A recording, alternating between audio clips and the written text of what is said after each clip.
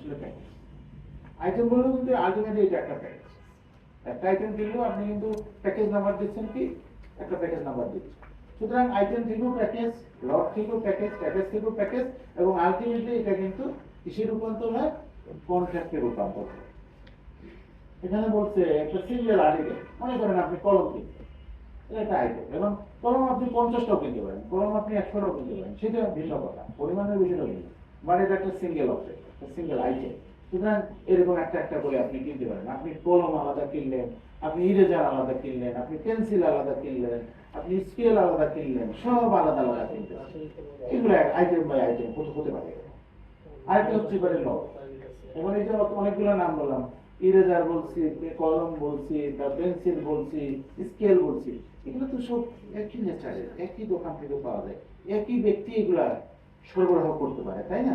So আপনি যদি এটাকে লট বলেন, কোনো অসুবিধা নেই, কারণ সবগুলাই একসাথে আছে। আপনি কলমেরও বর্ণনা দিয়েছেন, পেন্সিলেরও বর্ণনা দিয়েছেন, ইরেজারেরও বর্ণনা দিয়েছেন, স্কেলেরও বর্ণনা দিয়েছেন, সবই কিন্তু আপনি ওখানে দিয়ে দিচ্ছেন। সো আপনার জন্য কিন্তু তখন এটা সুতরাং যখন অনেকগুলো আইটেম থাকবে বারোর মধ্যে, তখন সেটা হয়ে যাচ্ছে লট। এবং এরকম অনেকগুলো লট যখন একসাথে থাকবে, তখন সেটাকে আমরা বলতেছি প্যাকেজ। একটা আইটেম দিয়েও একটা প্যাকেজ হতে পারে।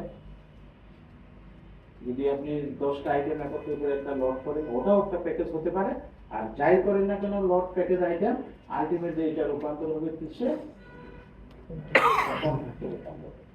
তো এই যে লট, আইটেম, প্যাকেজ এবং কন্ট্রাক্ট, এগুলো কিন্তু আসলে যা প্রসেস করে কন্ট্রাক্টে রূপান্তর হচ্ছে এই কথাগুলো।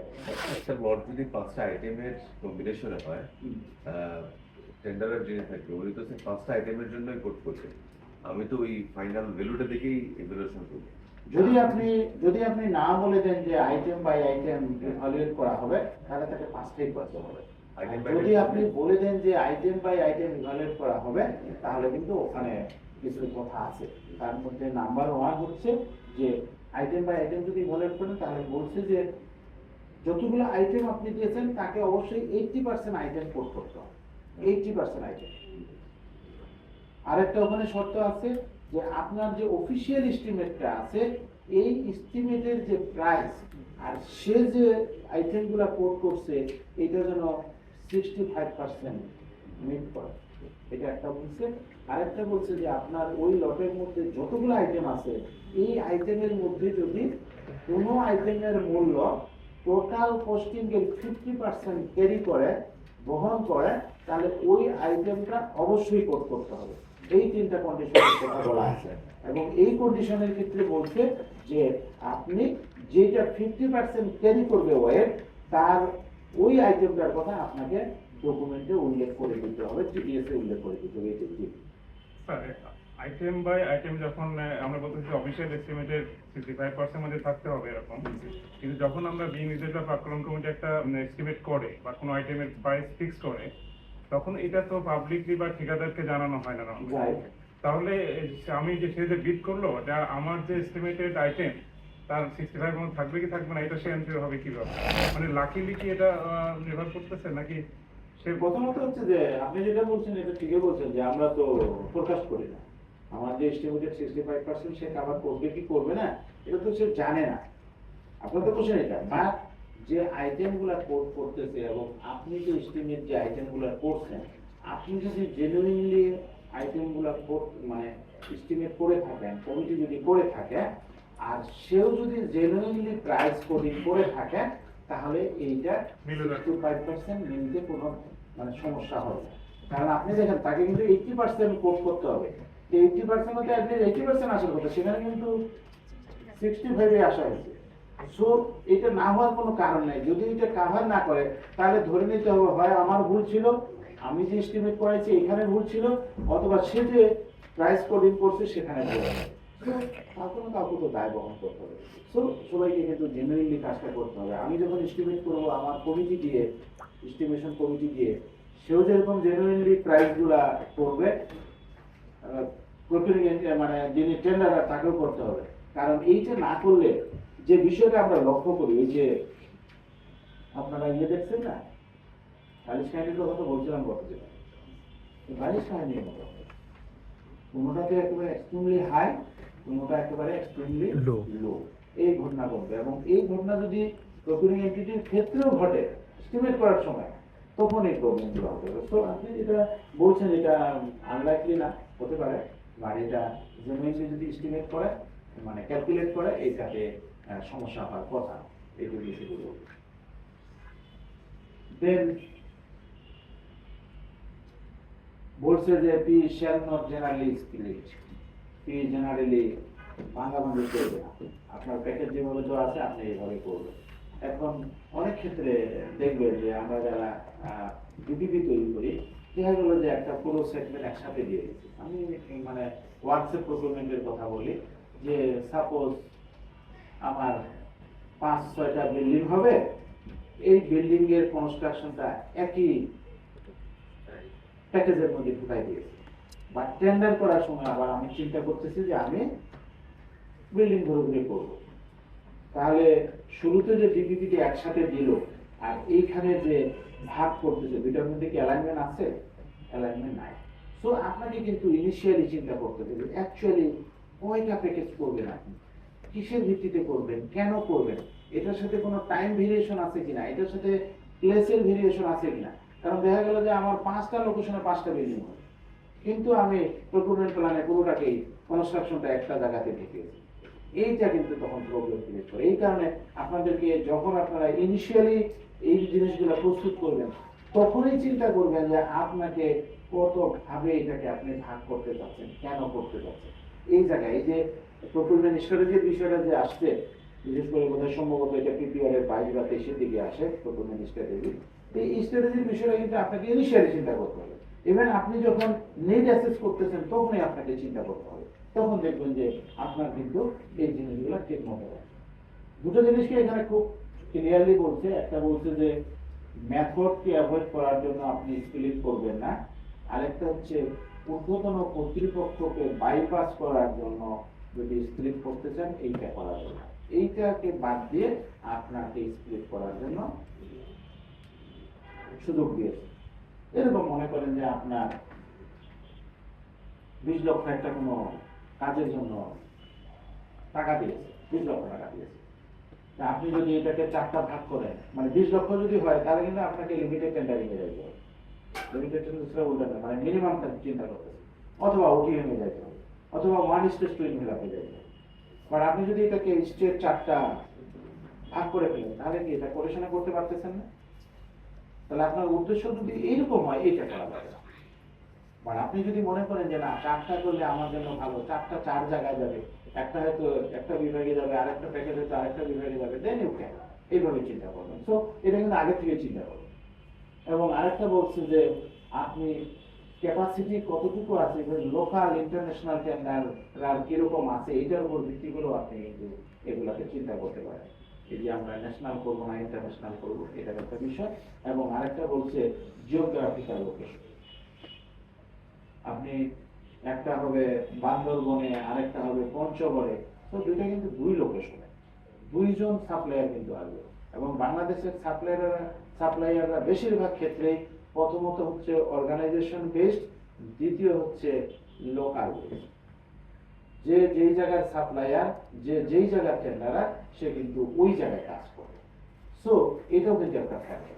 কারণ অন্য জায়গা থেকে গিয়ে যদি সে ওখানে কাজ করতে যায়, তাহলে কিন্তু এটাতে তার রিস্ক এবং কস্ট দুটোই বেশি হতে পারে। সো ইন দ্যাট কেস এটা আপনার জন্য ফেভারেবল হবে না। ইন দ্যাট কেস আপনাকে জিওগ্রাফিক্যাল লোকেশন অনুযায়ী কিন্তু প্যাকেজগুলোকে সেপারেট করার একটা সুযোগ আছে। সো ইনিশিয়ালি আপনাদেরকে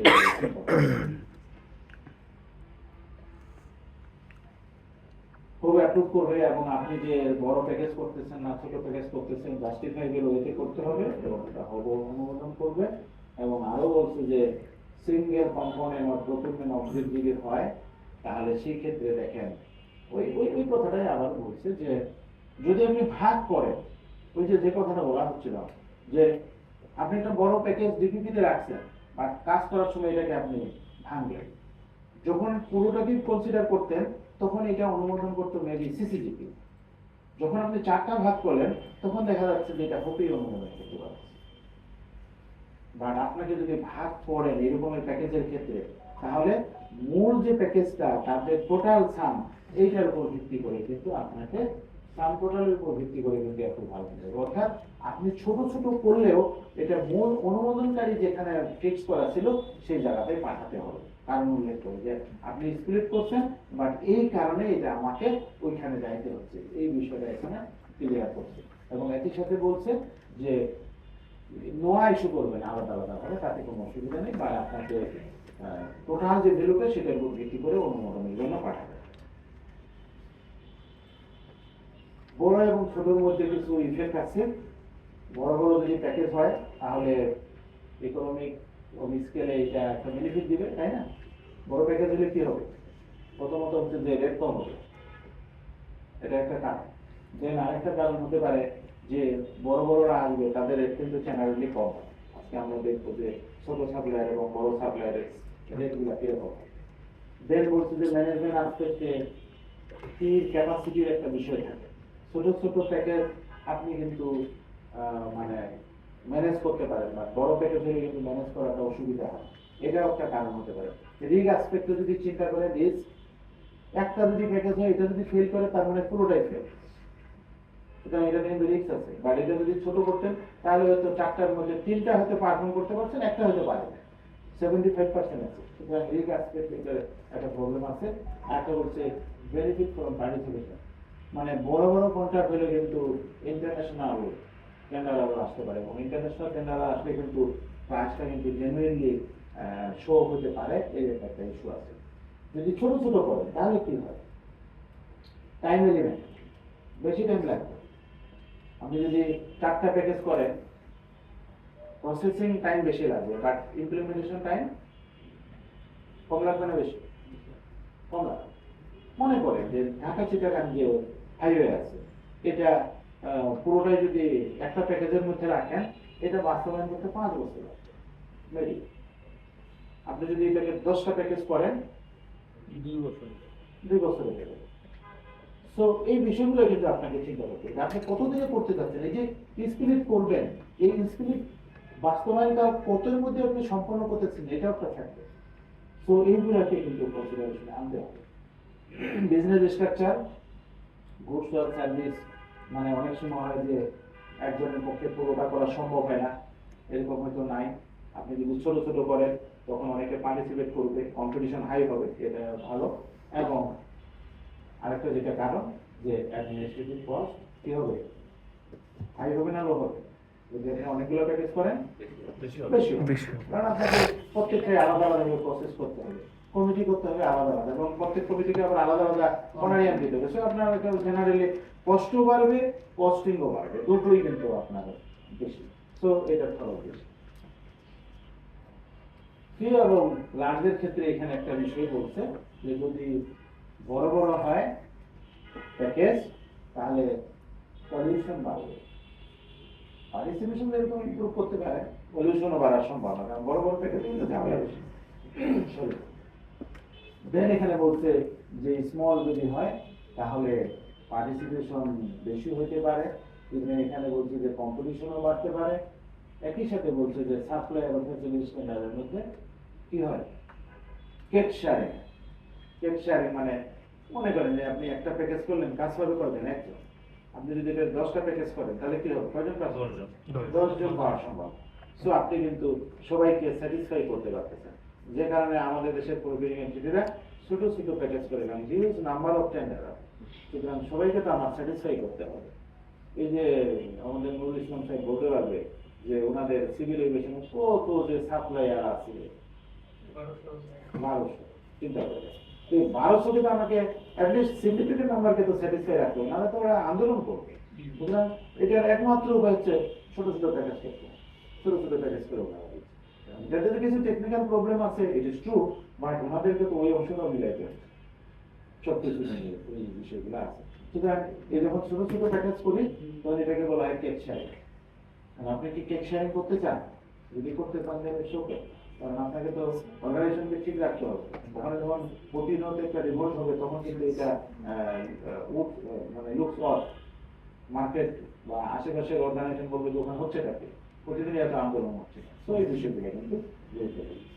এবং বলা হচ্ছে যে যা কিছুই বলা হলো আপনাকে কেয়ারফুলি অ্যানালাইসিস করতে হবে এবং মার্কেট স্ট্রাকচার দেখতে হবে। মার্কেট স্ট্রাকচার মার্কেট স্ট্রাকচার বলতে এখানে tendering market structure, not eastern market, new market, কি জানি আরো মার্কেট আছে অনেক, বসুন্ধরা, এগুলো না, টেন্ডারিং মার্কেট। আপনাকে টেন্ডারিং মার্কেটকে বেস করে চিন্তা করতে হবে যে আপনার এখানে কারা পার্টিসিপেট করে, কারা আসতে পারে, তাদের ক্যাপাসিটি কিরকম, সো আমার টেন্ডারের সাইজগুলো কিরকম হবে, তারা যেন আসতে পারে। কারণ এমন কিছু ভাবে করা যাবে না যেটার মাধ্যমে আপনি নিজেও একটা প্রবলেমের মধ্যে পড়ে যাবেন, এটা যেন না। তো সেটা আমরা করব না। বুস্ট প্রোগ্রাম যখন করতে যাবেন তখন এই বিষয়গুলোকে মাথায় রাখবেন। প্রথমত হচ্ছে এস্টিমেটেড কস্ট, কস্টিং একটা বড় ফ্যাক্টর, কিন্তু টাকার উপরে কিন্তু মার্কেট সেন্সিটাইজ হয়, শুধু টাকা অ্যাভেলেবিলিটি মানে প্রোডাক্টটা কত অ্যাভেলেবল, এটা কিন্তু ধারে কাছে পাওয়া যায় নাকি আবার বাইরে থেকে আনতে হবে, কি জাতীয় প্রোডাক্ট, এটা একটা কিন্তু ফ্যাক্টর। কোয়ালিটি, কোন কোয়ালিটির আপনি চান, এটা, এবং কোয়ালিটির সাথে বেস করে কিন্তু আপনাকে স্পেসিফিকেশন করতে হবে। আপনি স্পেসিফিকেশন এমন করবেন, চায়না প্রোডাক্ট চলে আসতে পারে, স্পেসিফিকেশন এমন করবেন এটা আরো কোনো ভালো কান্ট্রি থেকে আসতে পারে, ইট ডিপেন্ডস। কি কি কথা বললে এটা ভালো আসবে খারাপ আসবে এটা পুরো আপনার উপরে নির্ভর করতেছে। প্রাইস লেভেল ভেরিয়েশন কিন্তু আছে। আমি আপনাদেরকে আগে বলছি কিনা জানি না, আমি গত ওই যে শীতকালে আর কি, ওই যে রুম হিটার আছে না, রুম হিটার কিনতে গেলাম, আমাকে একজন আইডিয়া দিল যে স্যার 2000-2500 মধ্যে পেয়ে যাবে। তো আমি মোটামুটি 2500 প্রস্তুতি নিয়ে ওই নিউ মার্কেটে গেছিলাম, যে একটা সাইডের মার্কেটটা আছে ওখানে গেছিলাম। 900 টাকা থেকে মেবি আমার কাছে দাম শুরু হলো আর কি, কোনো চাইলে এটা 900 টাকা, এরকম শুনতে শুনতে আমি প্রায় 14,000 না 15,000 পর্যন্ত দাম পাইছি।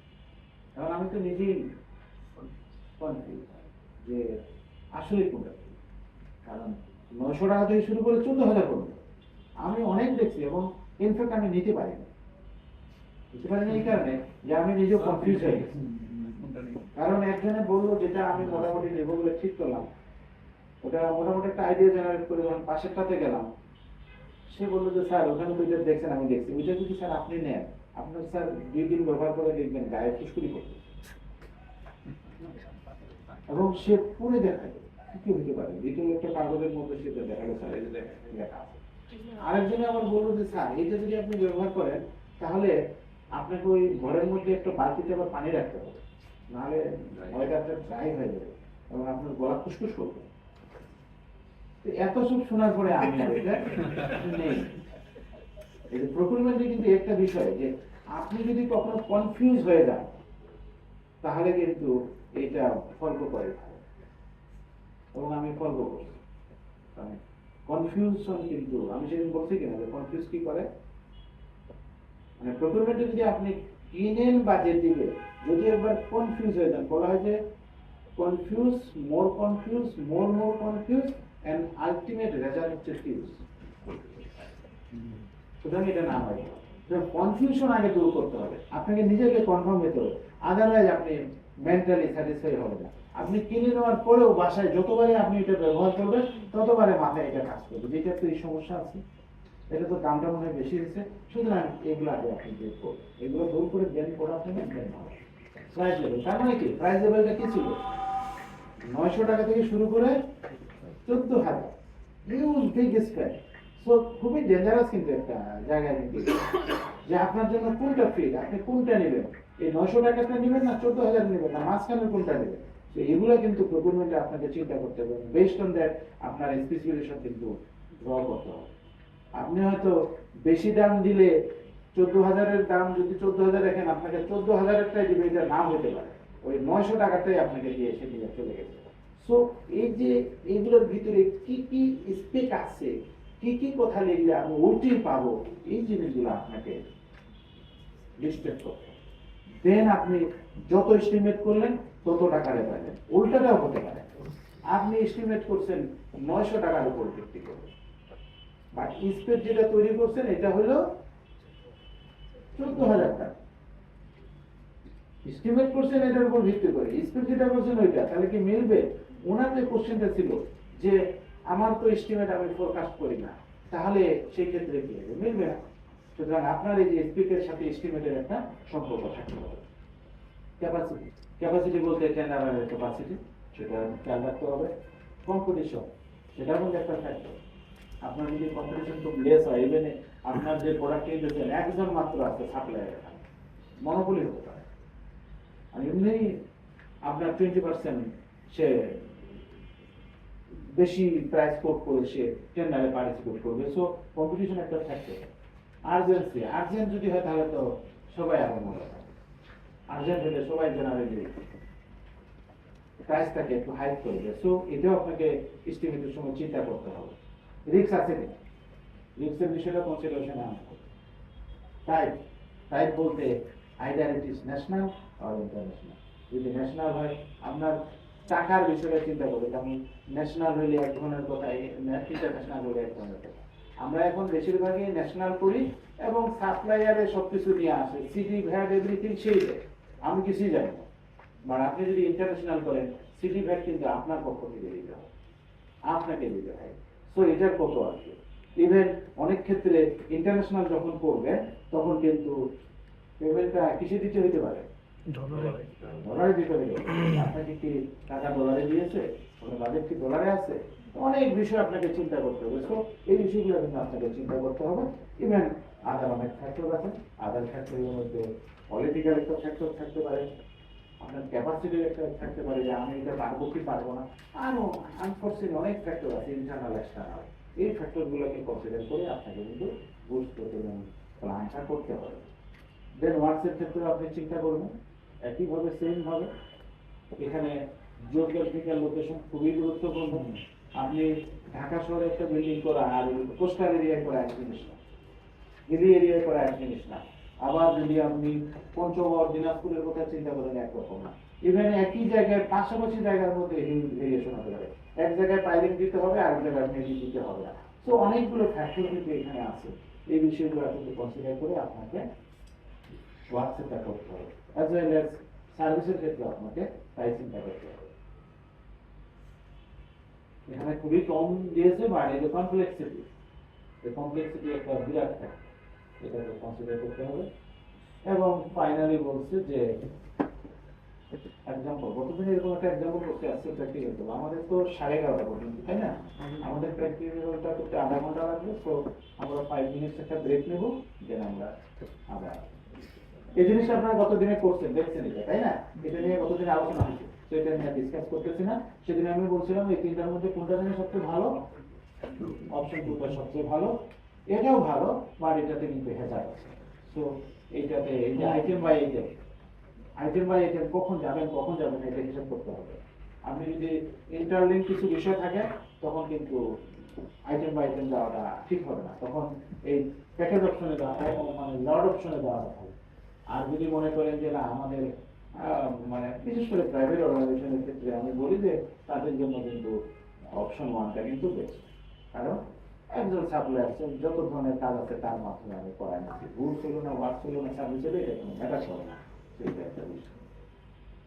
Total procurement plan, total procurement plan এবং অ্যানুয়াল প্রকুরমেন্ট প্ল্যানের মধ্যে আমি বলছি যে জাস্ট শুধু একটাতে আছে 18টা কলাম, একটাতে 12টা কলাম, এতটুকুই তফাৎ।